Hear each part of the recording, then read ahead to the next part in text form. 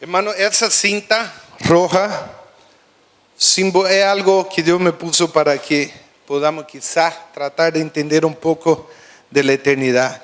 Esa cinta roja simboliza un segundo de nuestra eternidad, un segundo solo de la eternidad. Esa parte blanca de la punta simboliza nuestra vida aquí en la tierra. Nosotros vemos hay personas que llegan a 70, 80, 100 años.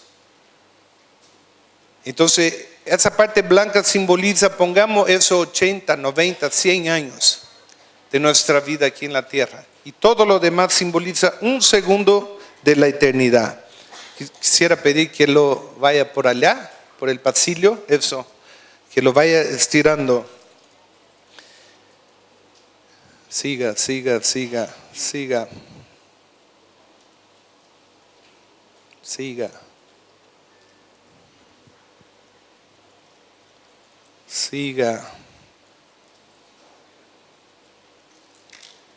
Amén. Ahora vaya para allá. Eso. Entonces, hermano, eso simboliza un segundo de la eternidad. Amén. Ahora vuelva por acá, hermano. Y toda la parte blanca esa simboliza nuestra vida aquí en la tierra. Y nosotros muchas veces perdemos el foco.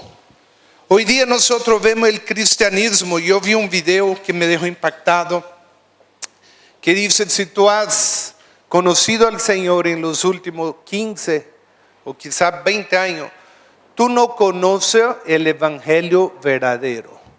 Porque hoy día se predica: venga a Cristo y pare de sufrir. Venga a Cristo y todo le irá bien. Venga a Cristo y será próspero. Hay su verdad, Dios va a bendecirnos, pero el evangelio no es así solamente. Cuando Jesús habla y nosotros vemos el evangelio, habla de un sacrificio. Y un comentario que me gustó mucho, un gran misionero conocido que se llama David Livingstone. Él decía: si una comisión por un rey terrenal es considerado un honor, imagínense que un rey terrenal, pongamos cualquier presidente, digamos que el presidente Bush, que se considera una de las naciones más poderosas del mundo, te invite a que tú seas un embajador de Estados Unidos, aún siendo boliviano, no importa. Es un honor hacer eso. Y yo creo que la mayoría lo aceptaría, yo lo aceptaría si me invitara. Pero nosotros enfocamos y vemos que es un honor. ¿Cómo puede ser una comisión dada por un rey celestial ser considerado un sacrificio? ¿Por qué? Porque muchas veces nosotros decimos: hacer misiones es sacrificio. Nosotros vemos en la Biblia: no voy a dar una ofrenda aunque sea un sacrificio para mí. Nosotros vemos los fariseos, los escribas, los fariseos cumplían la ley al pie de la letra. Ellos daban el diezmo hasta del comino que comían, hasta de la menta que usaban. Y el comino, ¿cuánto se pone de comino en una olla de sopa? Una media cucharadita, ¿no? De ahí ellos sacaban el 10%. Ellos eran fieles en todo, pero el Señor los llama, y ellos ayunaban 2 veces por semana. Y el Señor los llama y dice: hipócritas, raza de víbora. Así, con esa palabra, raza de víbora. Entonces, hermano, si tú eres un cristiano que solamente diezma, y hay algunos que ni son fieles a Dios en su diezmo y ofrenda, si tú a veces ni ayuna, imagínense, el Señor no quiere un cristianismo simplemente leviano. El cristianismo era considerado, y nosotros vemos, yo 2 veces vi esos videos de los decapitados y me quedé una semana entera llorando. Y esos que eran decapitados no estaban clamando que le perdonen la vida. Y fue yo no recomiendo a nadie que mire, porque me dejó perturbado una semana. Pero Dios me permitió para que yo empezara a orar por esa gente decapitado. Y el que vi todavía era con una espada, un machete medio mutuo, así, y me dejó muy impactado. Y nosotros vemos que esa persona, al de entregar su vida, como todos los apóstoles, de los 12, 11 murieron como mártires, solo uno murió de anciano, de muerte natural. Nosotros vemos que ellos podían decir, bueno, lega uno como la canción que cantó, el tipo que la compuso, esa canción que es conocida en todo el mundo. Simplemente cuando llegaron, venga aquí, hermano, otra vez, ese muchacho simpático, me gusta mucho. Simplemente cuando lo amenazaban de morir, como hicieron con el autor de esa canción, he decidido seguir a Cristo. Ellos podían decir, Dios conoce mi corazón, Dios conoce que yo lo amo. Entonces podían decir a esa gente, bueno, yo niego a Jesús. Y al otro día hacía como Pedro, que negó a Jesús 3 veces y pedía perdón al Señor. Pero ellos no, ellos prefirieron morir, prefirieron ser, ¿sabe qué? Y en fin, si te pone una pistola y ¡pum! Listo, no vas a sufrir.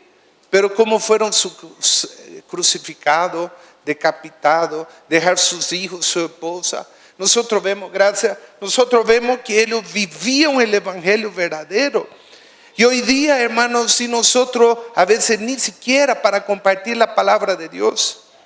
Un día hablé con una persona y le dije, hermano, te invito al culto de adoración o te invito al ayuno. O sea, no solo venga al culto.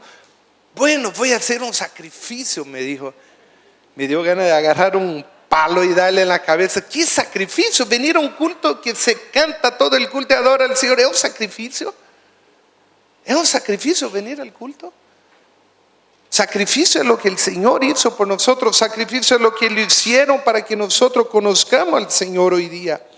Entonces nosotros vemos la importancia de enfocar en la eternidad, enfocar en la cosa de Dios. Y nosotros vemos en Apocalipsis el Señor habla así. Apocalipsis capítulo 22, abra su Biblia ahí, no está en el boletín, por favor anótelo ahí. Apocalipsis capítulo 22. Nosotros vemos acá que el Señor habla de que la venida de Cristo está cerca.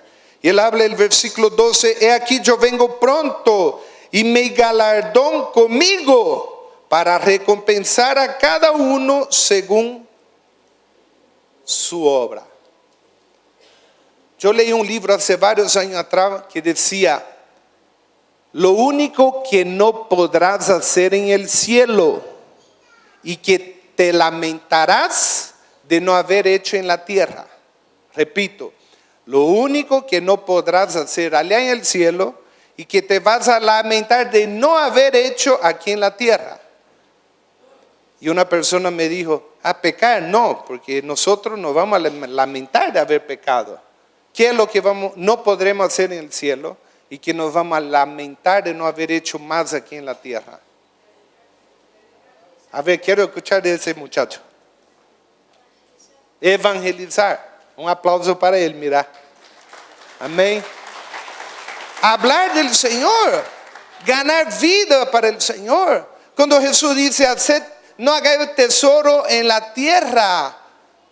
Hace algunos meses atrás, mi vestidor de ropa había esa mariposita chiquitinga. Y un pantalón mío que era el preferido hizo un hueco. Y me encanta usar aún así. Mi esposa dice, ¿cómo va a usar? Pero si está de moda, los pantalones rotos, ¿no? Pero no pantalón de vestir, es pantalón jean, no importa, a mí me gusta ese pantalón. La polilla lo comió. Mi padre era un gran hacendero aquí en Bolivia. Y cuando llegó la crisis en la agricultura, en cuestión de 3 o 4 años, la propiedad que tenía, que era casi $15 millones, se fue. Se perdió, quedó con saldo, volvió a Brasil y empezó de nuevo allá. El ladrón roba, la polilla destruye, perdemos de un día para el otro. Pero ¿qué son los tesoros en los cielos? Aquí dice, recompensar a cada uno según sea su obra. El día del juicio el Señor nos va a llegar y va a decir, a ver Daniel, venga aquí, ¿qué ¿qué marca de auto tú manejabas? ¿Qué modelo, qué año era tu auto? No va a preguntar cuántos cuartos tenía tu casa. No va a preguntar qué marca de ropa usaba, si era Tommy Hilfiger o era del shopping Scarvecchi, del shopping Kumari. No va a preguntar. No va a preguntar nada de eso. El Señor va a preguntar aquí, eso tesoro en los cielos. Nosotros vemos qué es. ¿Cuánta vida gané para el Señor? ¿Cuánta vida? Y la palabra dice, la palabra de Dios dice de la gran comisión. Mire, habla su Biblia en Ezequiel, capítulo 3. Ezequiel, capítulo 3. El Señor manda comer el rollo, estudiar la palabra y manda ir a predicar la palabra. Y el versículo, y más adelante nosotros vemos el versículo 16, que el Señor aquí habla así: yo te he puesto por atalaya. ¿Qué era un atalaya? Atalaya era aquella persona que quedaba en una torre o en la cumbre de un cerro para mirar cuando venía destrucción y para ir corriendo a avisar que venía enemigo a destruir la ciudad. Nos puso por atalaya. Y el Señor dice: oirás tú la palabra de mi boca y los amonestarás de mi parte. Cuando yo dijera al impío, de cierto morirá, y tú no le amonestares ni le hablares para que el impío sea percibido de su mal camino, a fin de que viva. El impío morirá por su maldad, pero su sangre demandaré de tu mano.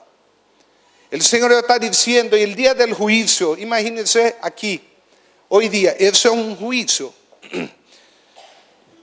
Nosotros imaginamos a Dios en su trono y la Biblia dice que Él es el juez. Y la Biblia dice, Hechos 1:8. ¿Quién me lo lee, por favor? ¿Qué somos nosotros en ese día del juicio? ¿Qué somos nosotros en ese día del juicio? Nosotros no seremos los acusados. ¿Por qué?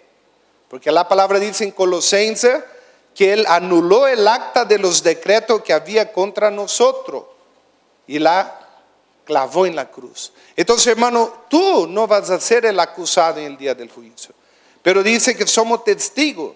Y cuando llegue el día del juicio, yo quiero que tú imagines a tu pariente, a tu familiar, a tu compañero de trabajo, a tu compañero de colegio, a tu compañero de universidad, estando ahí siendo juzgado.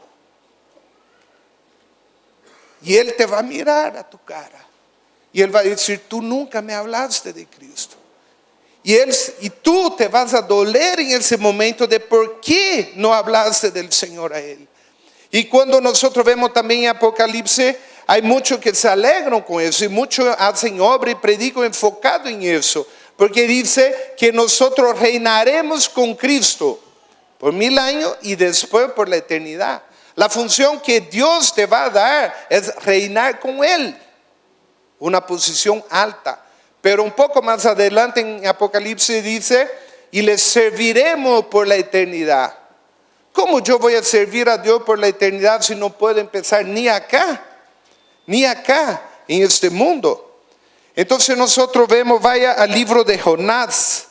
Dios me puso que comentar un poco hoy día acerca de la vida de Jonás. Jonás, su significado del nombre Jonás. ¿Alguno acá se llama Jonás hoy día? ¿Hay algún Jonás acá? ¿No hay? ¿No hay ningún Jonás? Bueno, tiene un significado bonito. Significa paloma mensajera. La paloma que llevaba el mensaje, que ya se usaba eso mucho tiempo. Y Jonás es conocido como el misionero rebelde. Y eso yo quiero que compartamos un poco hoy día. El misionero rebelde. Abra su Biblia en el libro de Jonás. Jonás capítulo 1. Dice así: vino pues palabra de Jehová a Jonás, hijo de Amitai, diciendo: levántate y ve a Nínive, aquella gran ciudad, y pregona contra ella, porque ha subido su maldad delante de mí. Nosotros podemos ver, si tú quieres, puede acompañar en el libro de Nahum. El 3 capítulo habla que era Nínive. Nínive era una ciudad sanguinaria, era una ciudad de asesinos, era una ciudad de pecado, era una ciudad que había mucha maldad. Y el Señor llama a Jonás y dice, vaya a predicar allá. Aquí es más o menos, comparando hoy día, si Dios le amara a uno de nosotros, a todos nosotros, y dijera, vaya a predicar allá en Irán, Irak, donde degollan a los cristianos. Y nosotros íbamos a decir, pero Señor, ellos son asesinos, ellos son rebeldes, ellos son malos. ¿Cómo voy a ir allá? Era algo similar. O era algo similar también de que tú vayas a predicar a alguien que no le gusta, a un enemigo. Jesús siempre, Dios nos comisiona a hacer cosas que no nos agradan. Cosas que no nos agradan. Y una de ellas es amar a los enemigos. Y si lo amamos debemos predicar, aunque sea a los enemigos. Entonces mire lo que Jonás no quiso ir. Porque ahí en Nahum capítulo 1, versículo 1, versículo 14, capítulo 3, 1 y 3, 4, habla que Nínive era una ciudad sanguinaria, una ciudad de maleante. Y él dice, no quiero ir a predicar. Y dice el versículo 3, y Jonás se levantó para huir de la presencia de Jehová. Esa semana yo leí una frase que me impactó, que dice, Satanás no está preocupado en sacarte de la iglesia. Y yo quedé, pero ¿cómo eso? Siempre nosotros vemos que Satanás quiere sacar a la gente de la iglesia. Satanás está preocupado en sacarte de la presencia de Dios.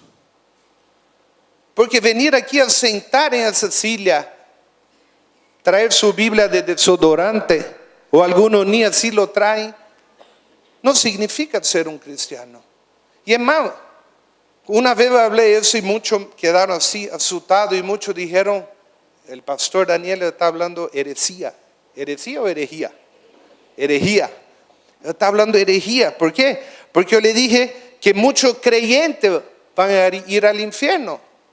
¿Cómo es eso, pastor, que muchos creyentes van a ir al infierno? En Santiago dice, los demonios creen y tiemblan.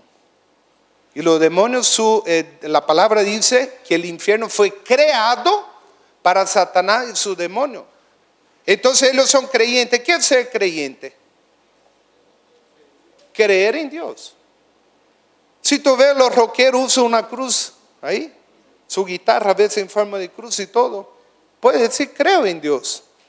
Pero ser un creyente es una cosa, ser un cristiano es otra cosa. Cuando habla en Romanos 8, le dejo de tarea, habla ser un cristiano, tiene evidencia de ser un cristiano.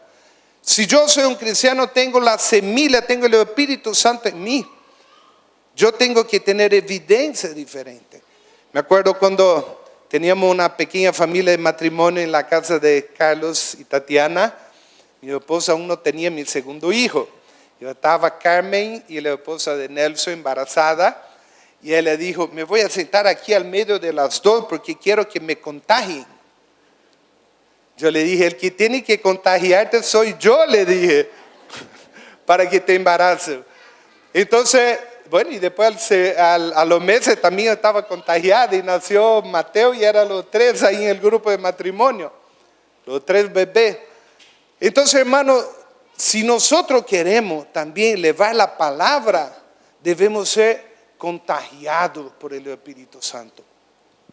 Yo le digo algo así, el que tiene el Espíritu Santo no puede vivir una vida de cristiano triple S, cristiano salvo, sentado y satisfecho. El que es lleno del Espíritu Santo no puede ser un cristiano caliente asiento, porque donde va, él está esperando para hablar del Señor. Está ahí esperando, ansioso para hablar del Señor. Aquí nosotros vemos que Jonás huyó de la presencia de Dios. ¿Cuáles son las tres características de Dios? Es omnisciente. ¿Qué significa omnisciente? Sabe todo. Es omnipotente. ¿Qué significa? Puede todo. Y es omnipresente. ¿Qué significa? Está en todas partes del mismo lugar. Pero aquí dice que Jonás huyó de su presencia. Él huyó de la presencia de Dios. Y vemos que él descendió a Jope. Él descendió y halló una nave que partía para Tarso. Y pagando su pasaje entró en ella para irse con ellos a Tarso, lejos de la presencia de Dios. Él se fue lejos de la presencia de Dios. Él huyó de la presencia de Dios. Entonces, hermano, tome cuidado, que Satanás no está preocupado de que tú dejes de venir a la iglesia, pero él siempre va a poner empecillo para que tú dejes de leer la palabra, siempre va a poner impedimento para que tú dejes de orar, dejes de estar en la presencia de Dios. Y aquí nosotros vemos que cuando él huyó de la presencia de Dios, empezó a suceder algo en su vida. Primero él descendió a Jope, después dice que él entró al barco. Después del versículo 4 nosotros vemos que Jehová hizo levantar un gran viento en el mar, hubo una tempestad. Y mire lo que sucedió. La tempestad era tan grande que los marineros pensaban que ese barco se iba a partir, que se iba a romper. Y el versículo 5, los marineros tuvieron miedo y cada uno clamaba a su Dios con letra minúscula. Y echaron al mar todo lo que ellos llevaban. Ellos llevaban cosas preciosas, mercadería, víveres, alimento, todo lo echaron. Pero mire lo interesante, pero Jonás había bajado, sigue bajando su vida al interior de la nave y se había echado a dormir. Qué tipo más flojo. Y el barco se estaba hundiendo y él ahí como si estuviera en la cunita de bebé, ¿no? Como esa cunita que uno lo mueve para que se duerma, o pone el bebé y lo sacude, y él estaba ahí en la tempestad durmiendo. Esa figura de un cristiano que duerme, un cristiano dormilón. Y nosotros vemos en la palabra de Dios, le dejo también de tarea, nosotros vemos que, mire lo que habla el Señor, ponga solamente una coma ahí y vaya al libro de Ageo. El libro de Ageo, el Señor hace aquí un desafío y ve a la persona durmiendo. Y a mí me gusta mucho cuando habla de un avivamiento. ¿Sabe qué fue la primera cosa que hice cuando yo fui lleno del Espíritu Santo? Al mes, yo no era un teólogo, no sabía la palabra, fui al decano de la universidad y le dije, quiero abrir un grupo de oración acá, ¿puedo? Puede, me dice, le dio una carta, la firmó y dijo, puede usar tal sala de aula. Todos los miércoles repartía 400 invitaciones y tenía como 20 a 30 personas ahí predicando de la palabra. Y no era un experto en Biblia, pero yo tenía una semilla adentro que yo estaba como un fuego en mi interior, que me estaba despertando y levantando. Aquí nosotros vemos en Ageo, le dejo de tarea para que tú leas. Nosotros vemos acá que el pueblo estaba enfocado en su vida terrenal. Mire lo que dice acá. Versículo 4. Ageo 1:4. Es para vosotros tiempo, para vosotros de habitar en vuestra casa artesonada, y esta casa está desierta. Pues así ha dicho Jehová de los ejércitos, meditad bien sobre vuestro camino, sembráis mucho y recogéis poco. Coméis y no saciáis, bebéis y no quedáis satisfechos, os vestís y no os calentáis, y el que trabaja a jornal recibe su jornal en un saco roto. Está hablando de personas que estaban queriendo hacer casa, queriendo hacer bien, queriendo hacer dinero, y todo lo que entraba iba como en una bolsa sin hueco, perdía todo. Y el Señor vuelve a decir, meditad sobre vuestro camino. Y el Señor dice aquí, versículo 9, buscáis mucho y halláis poco, y encerráis en casa, y yo lo disiparé en un soplo. La riqueza, el Señor está diciendo, sopla, chao, se fue, voló de un día para el otro. ¿Por qué? Porque el Señor dice, cada uno de vosotros está enfocado solo en su propia casa, están preocupados solo en su propia cosa, no están preocupados en la cosa del Señor. Y mire lo que dice, por tanto se detuvo el cielo sobre vosotros la lluvia, y la tierra detuvo su fruto. Y dice, le amé la sequía sobre esta tierra, sobre los montes, sobre el trigo, sobre el vino, sobre el aceite, sobre todo lo que la tierra produce, y sobre el trabajo de su mano. el Señor está hablando, si tú te enfocas solo en tu riqueza, no digo que no hay que trabajar, la Biblia dice el que no trabaja no coma, no digo que tú no tienes que preocupar en tener una casa, en comprar un auto, no, pero no debe desenfocar de la cosa de Dios. Y más adelante aquí cuando habla que oyó Zorobabel y oyó el sumo sacerdote la palabra del profeta, y dice el versículo 14, despertó Jehová el espíritu de Zorobabel, el gobernador de Judá, y el espíritu de Josué, que era el sumo sacerdote, y despertó el espíritu de todo el resto del pueblo, y vinieron y trabajaron en la casa de Jehová de los ejércitos, su Dios. Y nosotros vemos el capítulo 2, versículo 9, que dice, la gloria postrera de esa casa será mayor que la primera. Cuando habla de despertar el espíritu, yo estaba hablando de personas que estaban como Jonás, durmiendo en plena tempestad. Hermano, hace 2 semanas estuvimos hablando con el pastor Rolando de cómo la señal de Dios se viene cumpliendo día tras día.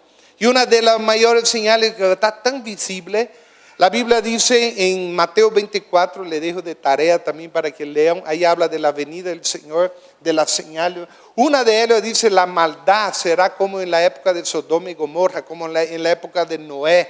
Y nosotros vemos, hace como 15 años, máximo 20 años atrás, salió el primer país del mundo, si no me equivoco fue Holanda, a aprobar el matrimonio homosexual.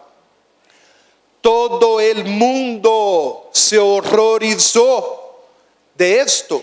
No fue un país, todo el mundo. Salían los musulmanes, los budistas, todos diciendo cómo es posible.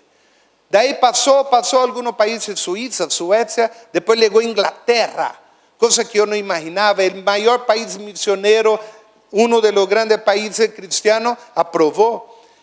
No fue ni 2 años, 3 años, Argentina aprobó. Y hoy día nosotros vemos es normal, hermano, la señal está ahí. La palabra dice como en los días de Sodoma y Gomorra. Pero en Mateo 24 dice, cuando veáis todo eso suceder, sepa que está a la puerta.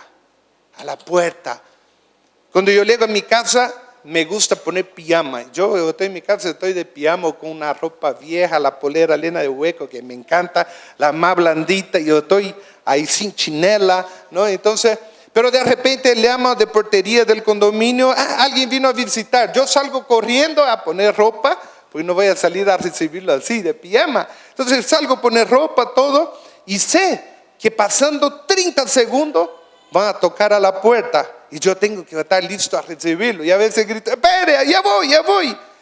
Hermano, el Señor dice, está a las puertas. Es solamente ver que está a la puerta. ¿Y qué estamos haciendo nosotros? ¿Estamos enfocados en qué? Entonces, hermano, cuando habla aquí, estaba durmiendo. Estaba enfocado simplemente, preocupado en la cosa del Señor. El versículo 6, el patrón, el jefe, el capitán del barco dice, ¿qué tienes, dormilón? Levántate y clama a tu Dios. Quizá Él tendrá compasión de nosotros y no pereceremos. Entonces, ¿él levantó a clamar a Dios? No. Él le echaron suerte para ver quién era el maldito del barco, el por qué había esa gran tempestad, el por qué el barco estaba por hundir. Y la suerte cayó sobre Jonás. Entonces, presta atención. Ahí había un capitán, había hombres que no conocían a Dios, no creían ni siquiera en Dios. Y luego dice así, entonces le dijeron ellos, decláranos ahora por qué nos ha venido este mal. ¿Qué oficio tiene? ¿Y de dónde viene? ¿Cuál es tu tierra? ¿Y de qué pueblo eres? Y él le respondió, soy hebreo y temo a Jehová, Dios de los cielos, que hizo el mar y la tierra. Y aquí los hombres temieron sobremanera y dijeron, ¿por qué has hecho eso?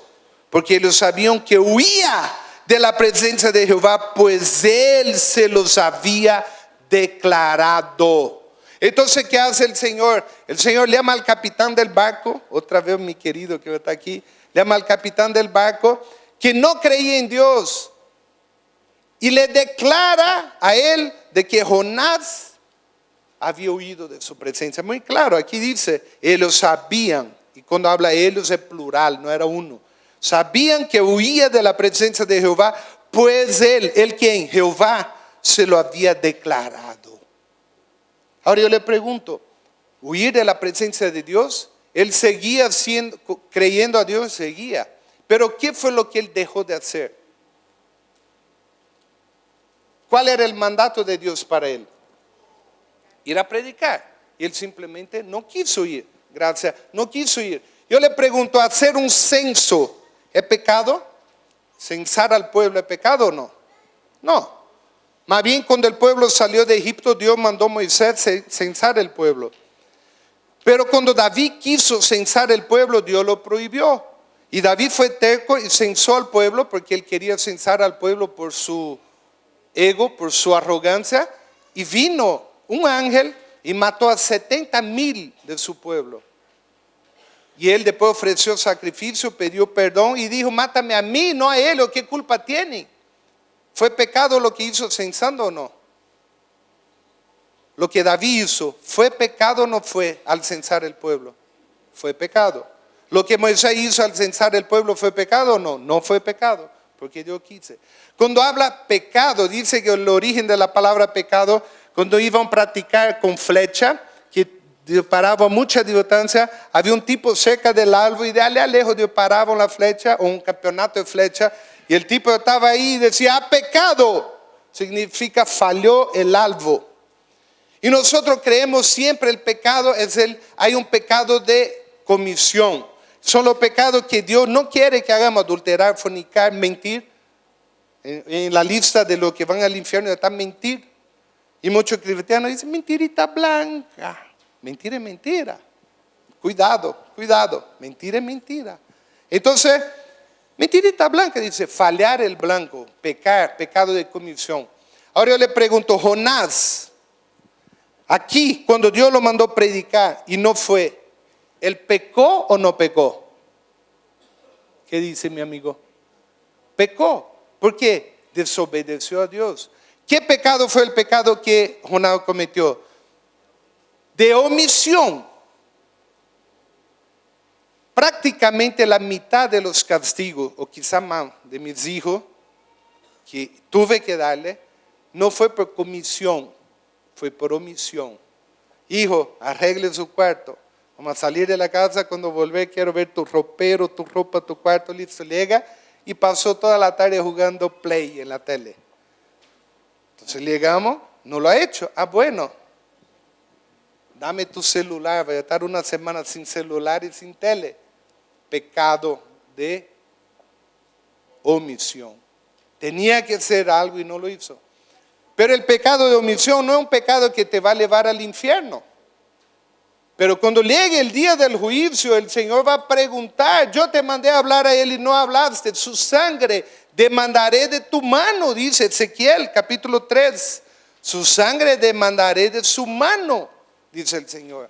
El Señor te va a cobrar el día del juicio si has hablado o no.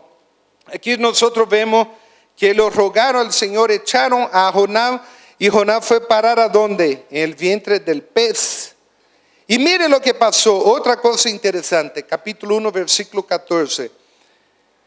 Él lo conoció a Dios, el capitán del barco y la tripulación, ¿conocía a Dios, sí o no? No conoció a Dios. El versículo cuando lo clamaban a Dios, su Dios, versículo 5, es Dios con letra minúscula. Clamaban a un Dios con letra minúscula. Versículo 5, no conoció al Dios creador de los cielos, del mar y de la tierra. Pero el versículo 10, ¿qué hizo Dios? Se declaró a ellos. Y Dios le dijo, Jonás es un rebelde y está huyendo de mi presencia. Habló con ellos. ¿Cómo lo habló? No sé, aquí no explica. El versículo 14, ¿clamaron a quién? Versículo 14, ¿clamaron a su Dios con letra minúscula o a qué Dios clamaron?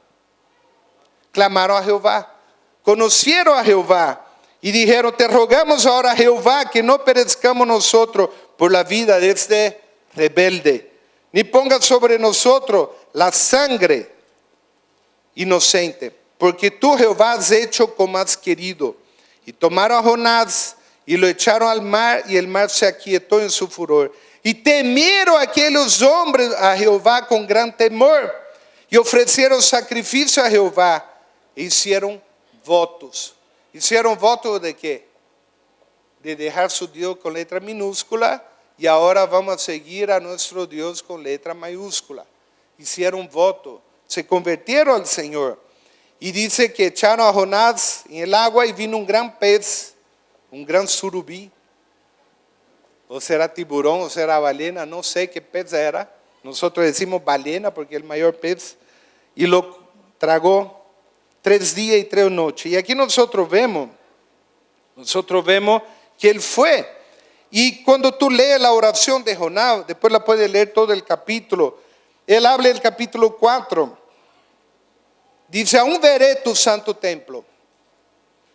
Él dice, voy a morir, pero yo voy a ir al cielo.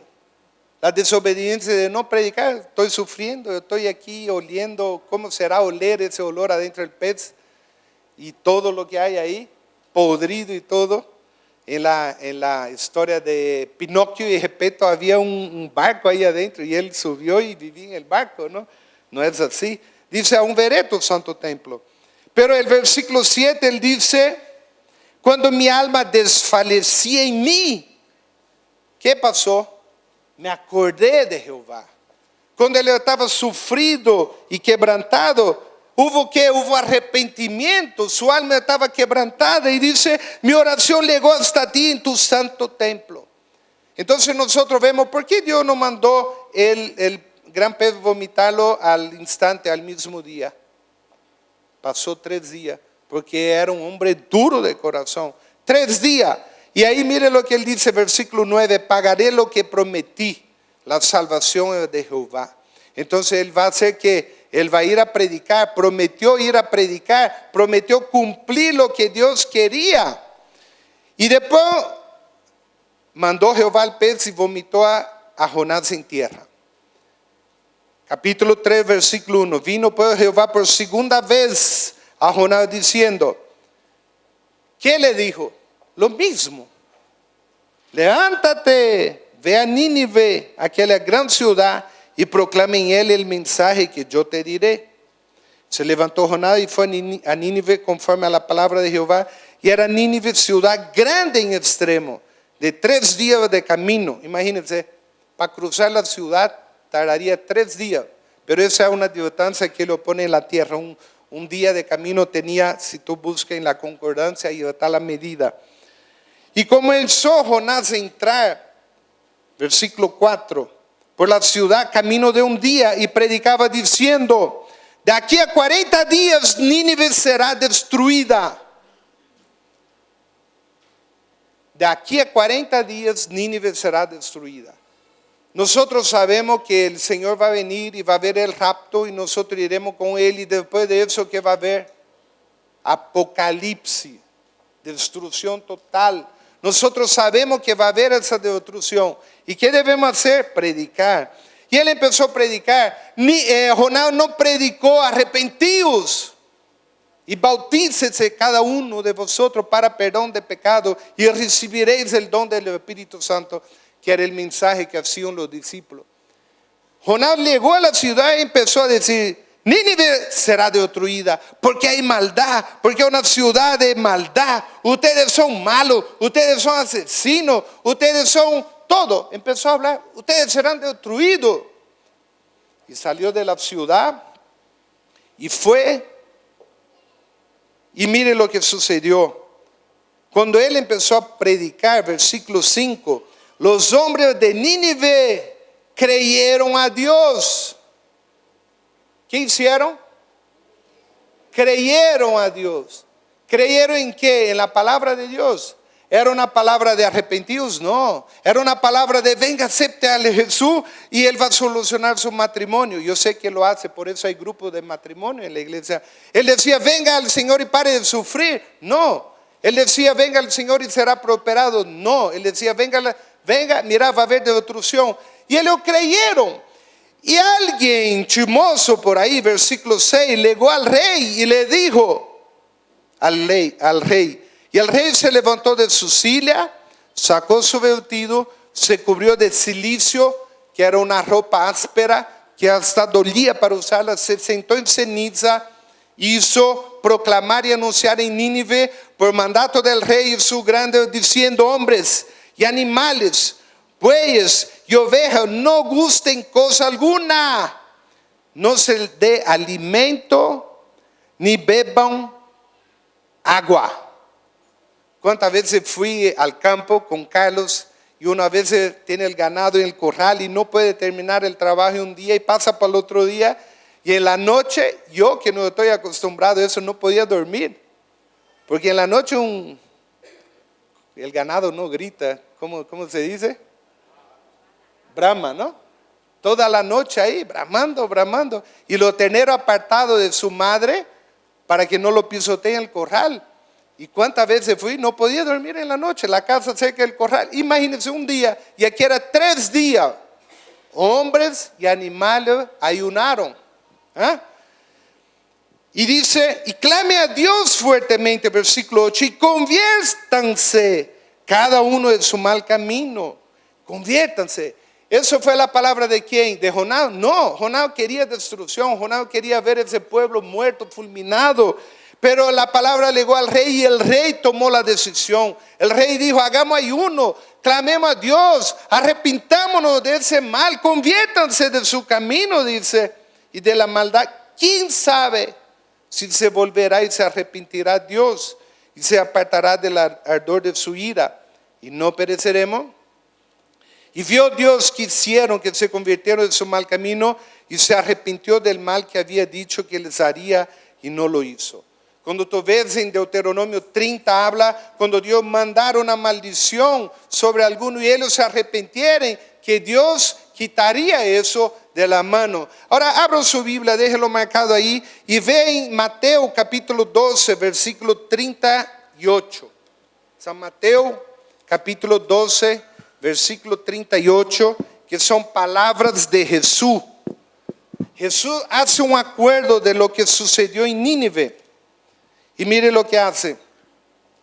Llega a algunos y dice: maestro, deseamos ver de ti señal.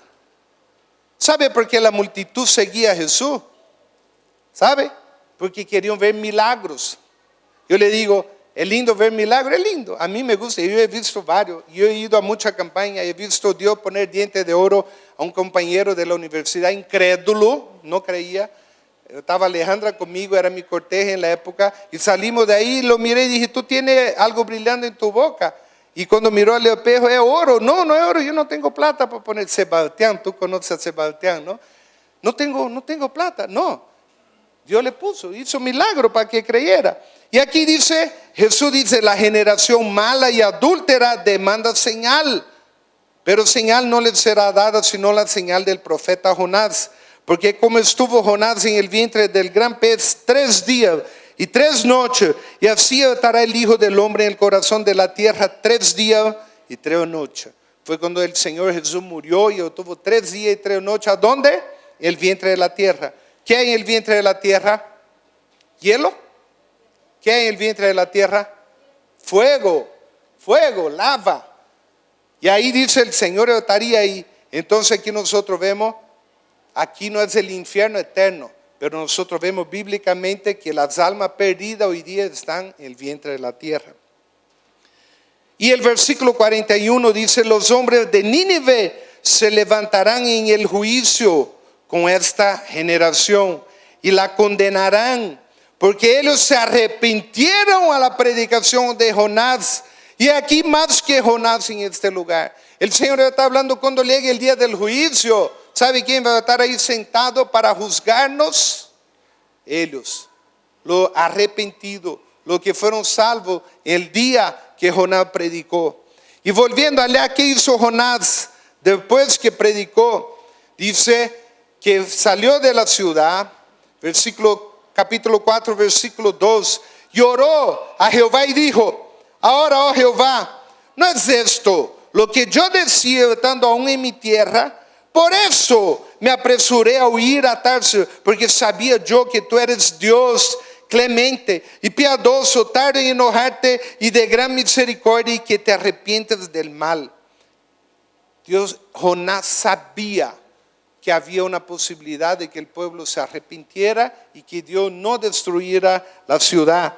Y dice, versículo 3, ahora pues, oh Jehová, te ruego que me quite la vida. Mire, ese gran profeta quería morir. Quería morir, ¿por qué? Porque Dios perdonó una gran ciudad de ser destruida, porque era una ciudad que a él no le gustaba. Era una ciudad de asesino, y él quería ver el juicio de Dios. Y él llega y dice, te ruego que me quite la vida, porque mejor me es la muerte que la vida. Y Jehová le dijo, haces tú bien en enojarte tanto. Y salió Jonás de la ciudad y acampó hacia el oriente de la ciudad, y se hizo allí una enramada. Me imagino que era seco, agarró algunos arbustos, hizo una sombra, se sentó allí esperando ver lo que pasaría en la ciudad. Hizo su sombra y empezó a hacer la maquita. Los días que fueron pasando, en 40 días Dios iba a destruir la ciudad, y fue pasando 39, 38, 37. Él tardó 3 días en predicar y empezó 37, 36, 35, 34, contando, esperando. Quiero ver el espectáculo, quiero ver el gran espectáculo, quiero ver el fuego cayendo del cielo, destruyendo esa ciudad. Y dice, preparó Jehová una calabacera, la cual creció sobre Jonás, para que hiciese sombra sobre su cabeza y le librase de su malestar. Y Jonás se alegró grandemente por la calabacera. La calabacera es lo que le dio comodidad. La calabacera es lo que le dio sombra. Él se sentó bajo la sombra y dijo, bueno, ahora yo estoy mejor. Ahora yo estoy en la sombra. No dice, le puso aire acondicionado, pero quedó ahí sentado esperando que viniera la destrucción. ¿Qué simboliza la calabacera? La calabacera en nuestra vida simboliza la comodidad, nuestro hogar. Hay un libro que escribió el fundador de Jucún y dice, sal de tu comodidad y gana el mundo. Para salir de la comodidad a predicar, hay que salir de la calabacera, hay que salir de su zona de confort.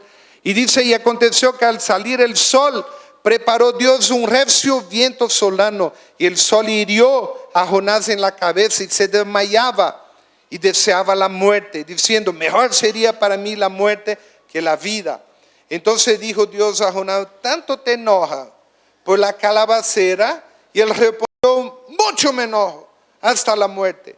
Y ahí viene lo que vemos en Ageo capítulo 1, lo que hemos leído, y tú puedes leer en su casa, que la gente estaba acomodada y Dios prometió y dijo, si ustedes solo se enfocan en su quehacer, que iba a mandar sequía, mandar que la tierra no produzca. Eso simboliza, cuando dice la palabra buscad primeramente al reino de Dios y su justicia, y las demás cosas vendrán por yapa. A mí me gusta esa palabra yapa, añadidura, vendrán por lo demás. Aquí nosotros vemos, Dios le dice así, versículo 10, tuviste tú lástima de la calabacera en la cual no trabajaste, ni tú la hiciste crecer, que en el espacio de una noche nació, en el espacio de otra noche pereció. Y no tendré yo piedad de Nínive, aquella gran ciudad donde hay más de 120,000 personas, que no saben discernir entre el bien y el mal, entre su mano derecha y su izquierda, y muchos animales.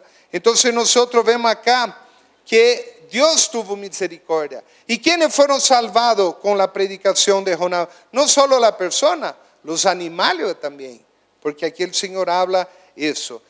Y nosotros vemos que Dios hace ese desafío. Nosotros vemos que Jonás no quería predicar. Él fue a predicar, y aunque él dijo, bueno, voy a predicar y voy a decir solo lo que me mandaste de destrucción. Y aún así esperó ver que Dios destruyera la ciudad. Pero Dios le reprende y Dios le dice así, que tenía amor por esa persona. Ahora yo le pregunto, la palabra dice que el privilegio de predicar el evangelio no ha sido dado a los ángeles, ha sido dado a ti y a mí. Y quiere que le diga, un gran misionero fue Jesús. Dejó su comodidad, dejó su zona de confort, dejó su calabacera, dejó la sombra y vino a la tierra. ¿Vino a qué? A ser crucificado. Y yo me pongo a pensar muchas veces, si yo tuviera 2 ametralladores en mi mano y viniera un ladrón con cortapluma y decir, dame su plata, fácil, aprieta el gatillo y lo fulmina. Jesús estaba en esa condición. Le dice, Pedro, ¿no sabe que si yo quisiera clamaría a Dios y mandaría legiones de ángeles? Pero él dijo, es necesario que yo muera. Pero cuando Jesús habla en San Juan, mire, en San Juan capítulo 17, le dejo otra tarea. Cuando Jesús ora por su discípulo, habla que él tenía la gloria en el cielo, capítulo 5. Él tenía una gloria en el cielo antes de que el mundo fuera creado. Capítulo 17, versículo 5. Dice, Padre, glorifícame tú al lado tuyo con aquella gloria que tuve contigo antes que el mundo fuera. Él vino a la tierra y después él dice así, que él no estaba en el mundo. Y él dice, versículo 16, no somos del mundo. Si no somos del mundo, ¿somos qué? Extraterrestres. Pero por si acaso no cabezón y con el ojo negro. No somos de acá. En Hebreos también habla que tenemos una patria celestial. Habla que somos peregrinos y extranjeros. Y aquí el Señor dice, versículo 18, como tú me enviaste al mundo, así yo los he enviado al mundo. El Señor está diciendo, todos nosotros debemos ser un misionero. Y para terminar, abra su Biblia en Hechos, capítulo 1, versículo 8, que dice, pero si recibiré poder cuando haya venido sobre vosotros el Espíritu Santo, y me seré testigo en Jerusalén, o en Judea, o en Samaria, o a los confines de la tierra. ¿Está correcto? Dice o en. Si yo leo poniendo o, ser testigo en Jerusalén, o Judea, o Samaria, o lo último de la tierra, él está diciendo, yo puedo elegir cualquiera de los 4 lugares. Pero ahí dice que nosotros, al recibir ese poder del Espíritu Santo, tenemos que ser testigos en Jerusalén. ¿Cuál es tu Jerusalén? ¿Cuál es tu Jerusalén? Tu familia. Cuando el endemoniado gadareno fue liberado, él dijo, Jesús, permita que yo sea tu discípulo. Jesús le dijo, no, vuelve a tu casa, a tu pariente, a tu ciudad, y que ellos vean lo que Dios ha hecho en ti. Quizá tú no seas un teólogo, quizá tú no sepas la Biblia de memoria, pero tu pariente, que son tu Jerusalén, cuando vean lo que Dios ha hecho en ti, la Biblia dice que somos sal y luz. Yo me acuerdo cuando recién creo que tenía como 3 semanas de cortejo con Alejandra, me llevó a una vigilia de la iglesia y al final nos invitaron patasca. Yo nunca había comido patasca y me sirvieron y empecé a comer y qué raro. Y mi amigo al lado preguntó, ¿te gusta? Me gusta, digamos. Yo no quería caer mal. Me pregunta Alejandra, ¿te gustó? Me gustó, dice, mentiroso. ¿Por qué? Porque no había colocado sal. Y un amigo me dice, ¿pusiste sal? No. Bueno, dame la sal y métale sal. A mí me gusta la comida salada. Y cambió totalmente. La patasca sin sal no sirve, es fea. Alejandra me preguntó, ¿te gustó? Sí, me gustó. No quería caer mal. Pero cuando puse la sal hizo la diferencia. El Señor quiere que tú, en tu Jerusalén, en tu familia, haga la diferencia. El Señor quiere que ellos te vean a ti, vean la luz y deseen estar en la luz. Y cuando dice Judea, Samaria y confines de la tierra, el Señor hace un desafío que debemos trabajar en las 4 áreas. La palabra dice, en el final de los tiempos, la maldad aumentará mucho, el amor de muchos se enfriará, pero también habla, habrá hambre y sed de la palabra de Dios. Hace 2 semanas, el día 16 de junio, yo fui a un pueblo que se llama San Luis. Fuimos ahí con el deseo de poner una radio en ese pueblo, porque es un pueblo que tiene, pasando Santa Rosa del Sara, hay un cerro muy alto, y la idea poner una radio en el tope del cerro para botar la señal a los dos lados. Fuimos ahí y marcamos, el misionero de la iglesia marcó una cita con el subalcalde, que es el alcalde de 23 pueblos, y lo recogimos en la alcaldía de Santa Rosa, y en el camino fuimos comentando la necesidad de poner una radio netamente cristiana, que no iba a tener música diferente y que no iba a servir para hacer propaganda mundana ni para hacer campaña electoral de ningún partido. Y le explicamos al pie de la letra que queríamos. Llega el pueblo, ellos nos dicen, nosotros fuimos a solicitar un terreno para poner esa torre. Llega el pueblo, él llama al dirigente general campesino, no era el dirigente uno campesino, era el líder de todo. Le llama al control social de la zona, que es una autoridad importante, que ahora si uno va a sacar su título del INRA, el control social va a su tierra, cuenta cuánta cabeza de ganado tiene todo, llama al corregidor del pueblo, al director del colegio. Ninguno de ellos no era ni evangélico ni católico, y le comenta la idea y dice, bueno, ¿qué hagamos? Y el anciano, que era el corregidor del pueblo, dice, bueno, consultemos con la gente a ver qué hacemos. Él dijo, no, aquí no hay nada que consultar, aquí estamos las autoridades, debemos definir. ¿Y a qué dice? Bueno, aprobaron, dieron la carta y más, mandaron esa carta diciendo, mediante la presente hacemos llegar esa solicitud para que se nos pueda ayudar en la enseñanza del área de religión y valores con un profesor, ya que no tenemos. Y el director me lleva al colegio, que es un colegio inmenso, tiene 5 bloques similar al de la Gabriel, de 2 pisos, y tiene actualmente hay 220 alumnos, y dice, no tenemos la área de religión y necesitamos que nos vengan a enseñar, clamando para que vayan a enseñar. Y yo le pregunté, ¿y hay algún currículo? No, me dice, solo hay que cumplir la carga horaria por ahora, quizás el futuro exijan. Le mostré el librito del JEPI que enseñamos en la pequeña familia, que enseña qué es Dios, qué es la Biblia, quién es Jesús, puedo creer en Dios, puedo creer en la Biblia, ¿podemos enseñar eso? Sí, me dice, excelente, le dice. Ellos están llamando, ellos están hambrientos, ellos están como el varón macedónico que llama y clama para ir. Y ahí viene la pregunta, ¿qué vamos a hacer nosotros? Una persona me dijo, bueno, tenemos que ver cuál es nuestro enfoque como iglesia. Yo le dije, no, Dios abrió la puerta, vamos a ir, como sea, tenemos que ir. No tenemos recursos, nosotros vamos a empezar a hacer y Dios va a mandar recursos. No hay movilidad, nosotros vamos a empezar a hacer y Dios va a poner la movilidad. Y a veces me habla un loco, porque yo hice un proyecto de un barco misionero para ir, un barco hospital para ir por la zona de Chapari. Me habla un loco, ¿cuánto vale el barco? Casi $400,000. Dios es el dueño del oro y de la plata. Si Dios quiere, Dios da. Entonces, hermanos, debemos ser locos por Cristo. El desafío que le quiero hacer en ese momento, el primero, hemos terminado un mes de la pequeña familia. ¿Cuál es la mejor manera que tú puedas predicar en tu Jerusalén?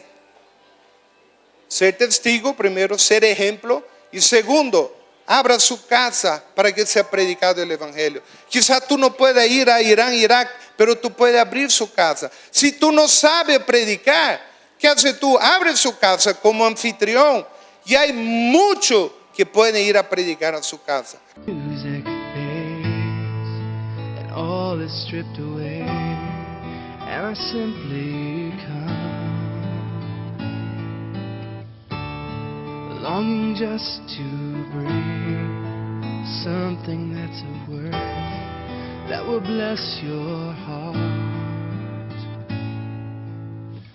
I'll bring you more than a song, for a song in itself is not what you have required. Quiero algo diferente. Quiero algo diferente. Quiero algo diferente. Within, through the way things appear, you're looking into my heart.